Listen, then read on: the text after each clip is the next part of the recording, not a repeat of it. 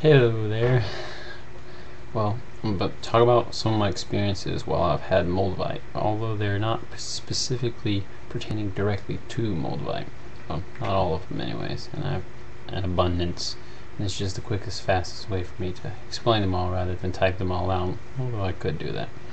But anyways, just some experiences, I guess, as they chronologically proceed in my mind. I'll tell you about them. Alright, so when I got here in Portland and I was staying in my squat, I stayed there for about 2 months. Well, I knew that it's illegal. It's not good for as far as society or the government is concerned to live in a vacant house. Anyways, so what I had to do is I began very quickly trusting myself. I told myself when I moved into the squat, which provided everything that I needed, the squat, that I would receive a sign. I would receive a sign when I needed to get out of that place before any cops would come or anything like that. So what actually happened was amazing. All right. So I had drawn some sacred geometry above my bed, the Akashic God Seed Code. A reference to chelantic morphogenic science, the science of light, sound, and subconscious symbol codes. Well, I had drawn this code above my bed, and I wholeheartedly believe in that science. So definitely check that out. So I had drawn this code, this symbol code, this sacred geometry above my bed. Well, one night, one morning, I was in a very lucid, right before I was about to wake up, and in this dream, this very lucid dream, I was holding a crystal, the same overall shape of this sacred geometry, which is a giant teardrop. I was holding it and began to speak, to speak violently in my hand. It was shaking violently, and I threw it down on the table, and it twisted and turned towards the door. And what's funny is, in that moment, I said, "Should I get going?" And bam, it pops down, points towards the door.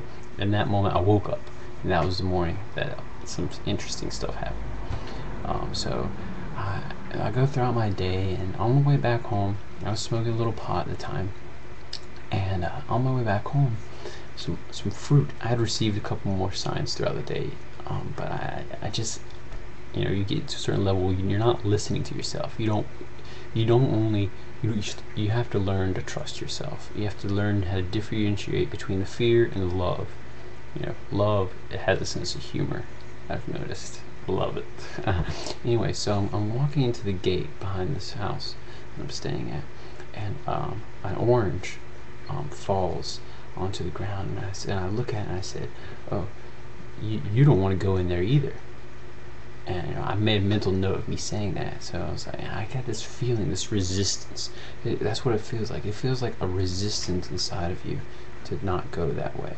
But your attitude supports perspectives of love. That's when you know you can trust yourself. When you feel a resistance inside of you that is trying to sense, it's a feeling that gives you a negative connotation to what is about to unfold right before it happens, and it's a negative feeling, but your feelings are just a guide, but you can tell when it's supporting you with love whenever it happens, and you have no logical reasonings for having that fear. You have none of my five senses could tell me why that fear why that energy signature was coming to my awareness. Anyways, I choose to notice it and continued about my way. Well, as I'm getting up to my steps and I'm putting my key into the door, the neighbor calls out and he says, "Hey, you live there?" And I was like, "Yeah, I live there. I live here." And he's like, "You got a key?" And I was like, "Yeah, I got a key." And anyways, so I get in there and I get on my laptop. Yeah, that's right. I manifested a laptop for $30.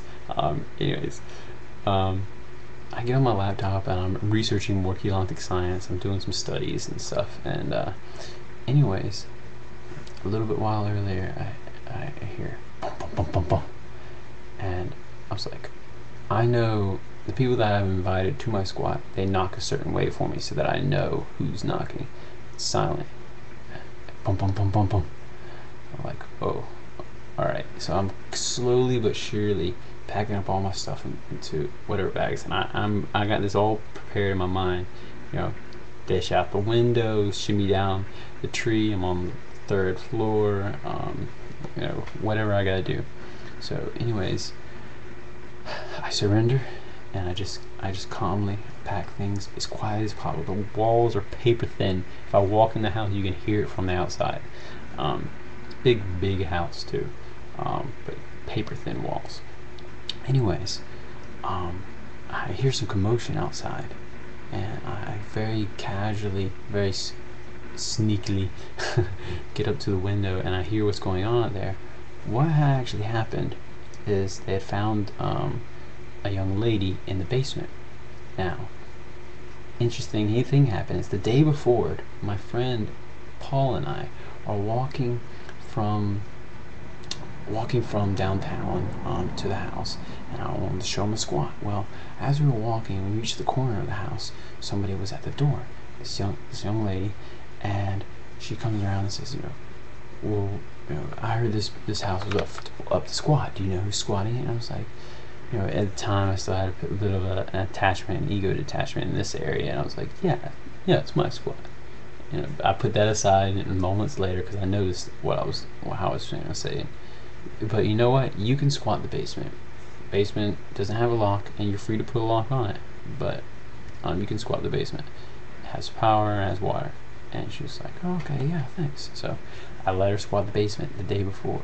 Well, as it turns out, when the neighbors had called the police, and the police arrived, they had found her in the basement and believed that her to be me, who they saw coming in from the door from upstairs. So, bam. Alright, so as soon as the cops left, I had all my stuff packed and I ditched out of there.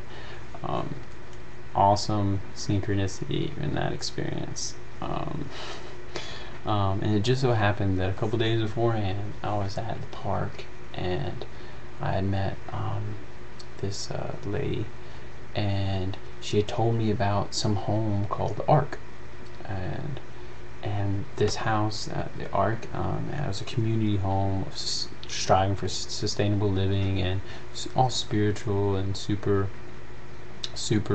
positive. But I heard that there was some drama going on there, and I was like, I'm kind of content in my house at the moment, so I'm not going to go over there and mess with all that.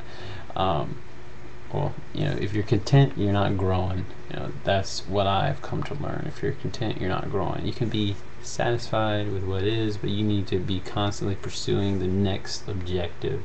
You can enjoy it for a day of what is, but I wouldn't go by far more than that. You gotta always be striving to grow. You gotta always be improving. If you're not going upstream, even a dead fish can float downstream. Anyways, so this lady, she invited me to stay at her place. I didn't want to stay there because the pot influence was very, very a lot higher, and I was still like torn between, should I smoke pot, should I not smoke pot, is it useful, is it not useful? I was just like warring in my mind of the benefits and the disharmony caused by smoking pot.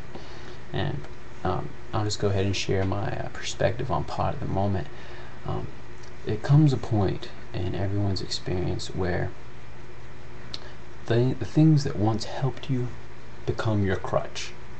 Someday this Moldavite may become my crutch if I depend on it. Now I just kind of treat it as a token. I don't really give it much thought unless I just feel like appreciating it just for what it is, what it's done, for what it's helped me become aware of my own conscious choices. But anyways, it comes to a point in your experience, all throughout your experience, throughout your entire life, where things can either help you or hinder you, and it's all relative to where you are at. And pot, I say I'm here, and once upon a time this was okay, and pot, it helped me get right here. But now that I had Moldavite, and I was starting to take more conscious responsibility for my choices in there, and their consequences and their effect on reality and everybody else that's in relation to me, whether I can see them or perceive them or not perceive them. Now my awareness was up here, and pot was taking me back down here. And if you can see that, yeah, pot was taking me back down here. So eventually I had to do away with pot. Pot, no good. It lowers the frequency. And I believe in Oregon, they've definitely gene manipulated that pot. It's totally unnatural. They've spliced it with something that desensitizes you for real. If I smoke pot, it wreaks havoc on my body and my mind. Like, there are certain states whenever I'm smoking, if I were to smoke pot, where I get a little bit of high and then I just bam, I just hit rock bottom. Like, I can't even lift up my arms. Like, I can't breathe. I'm trying to breathe, and I'm trying to think positive. But it's just like decapacitated me. Literally, it's like it is a boulder in spiritual growth.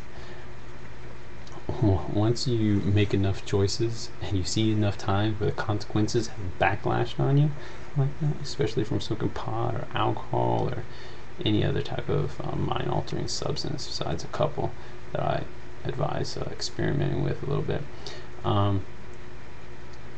it's you realize it's worth just putting it aside. And now I am completely vegan.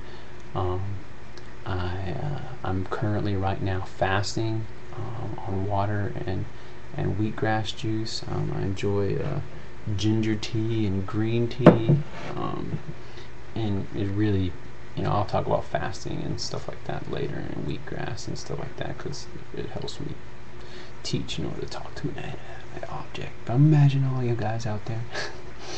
Anyways, so during that experience, I could have gone to her house, and I did show up at her house, even though I really didn't feel like I wanted to go there because the big pot influences she would have on me, and I was still susceptible to it to a certain degree. So, but I knew this, so that's why I stayed away. Anyways, I went to her house, saw that she wasn't there, so I said, well, that was only one other place that popped in my mind. Well, what an idea. Ark. Go to the Ark. So I went to the Ark, introduced myself, and that night I stayed the night, and the next day I discussed with them my arrangements for staying, and I spent the next couple months there. Went to the Rainbow Gathering. Wow. I can't wait to talk about that. The Rainbow Gathering up in Washington, D.C. Really interesting. Really helped me.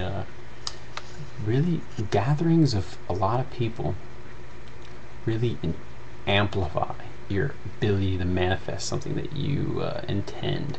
And it's really about just holding your intention and allowing things to come and go and not controlling the process. And it was an eye-opening experience for that. I do not suggest taking mushrooms around a whole bunch of unfamiliar people. Your emotional body just goes so out of whack when somebody's sexual energy attacks you. You can literally feel that. That's all about vampires and stuff, and I have a scenario to talk about that in the next video. But anybody could be a vampire, but I'll talk about that in the next video. Anyway, so I arrive at the Ark, and amazing experience. It really made me enjoy and love community, and I felt it was not as profound as when I was with the 3 girls in Chicago, but as a learning experience. But it was a very long learning experience. It was, I had my ups and downs. I had a relationship, one of my longest relationships, over 6 months, maybe around 9 months, this past year. Heaven and hell. I learned so much about myself in that relationship, and I appreciate her so much. Even still this day. But that's my experience with me transitioning from the squat to the Ark, and it was miracle status, for sure. I really enjoyed that. I can't really think of anything else at the moment, so I'll create another video. Yeah.